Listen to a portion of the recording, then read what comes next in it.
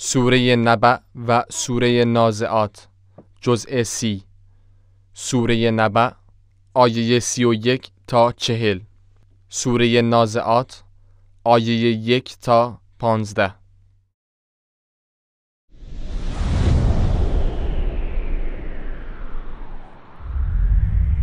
اعوذ بالله من الشیطان الرجیم.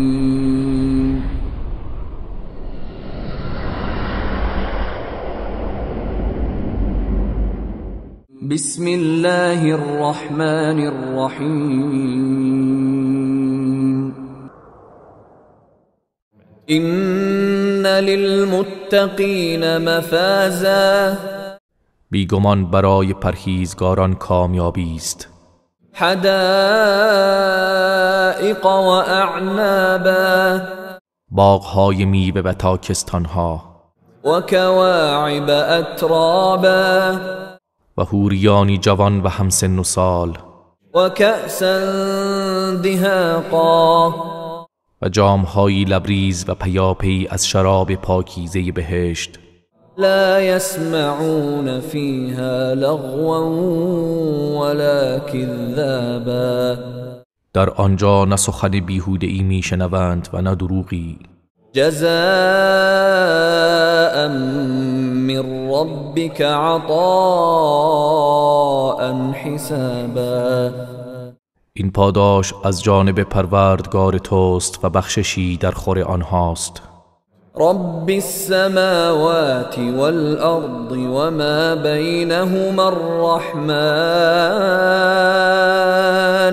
لا يملكون منه خطابا، همان پروردگار آسمان ها و زمین و آنچه در میان آنهاست، همان خدای رحمان، هیچ کس در آن روز یارای سخن گفتن با او ندارد. يوم يقوم الروح والملائكة صفا لا يتكلمون إلا من أذن له الرحمن وقال صوابا، روزی که روح و فرشتگان به صف ایستند، هیچ کس سخن نگوید جز کسی که خدای رحمان به او اجازه داده و او سخن درست و صواب گوید. ذلك اليوم الحق فمن شاء اتخذ إلى ربه مآبا، آن روز حق است، پس هر کس که بخواهد بازگشت گاهی به سوی پروردگارش برگزیند. إنا أنذرناكم عذابا قريبا يوم ينظر المرء ما قدمت يداه يوم ينظر المرء ما قدمت يداه ويقول الكافر يا ليتني كنت ترابا. به راستی ما شما را از عذابی نزدیک بین دادیم، روزی که انسان آنچه را از قبل با دستهای خود فرستاده است می‌بیند و کافر می‌گوید ای کاش من خاک بودم. بسم الله الرحمن الرحیم. به نام خداوند بخشنده مهربان. والنازعات غرقا، سوگند به فرشتگانی که جانهای کافران را به شدت بیرون میکشند. والناشطات نشطا، و سوگند به فرشتگانی که جانهای مؤمنان را به نرمی و آسانی میگیرند. والسابحات سبحا، و سوگند به فرشتگانی که شناورند.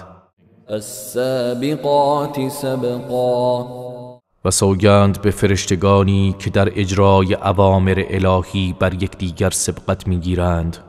المدبرات امرا، و سوگند به فرشتگانی که به امر الهی کارها را تدبیر میکنند.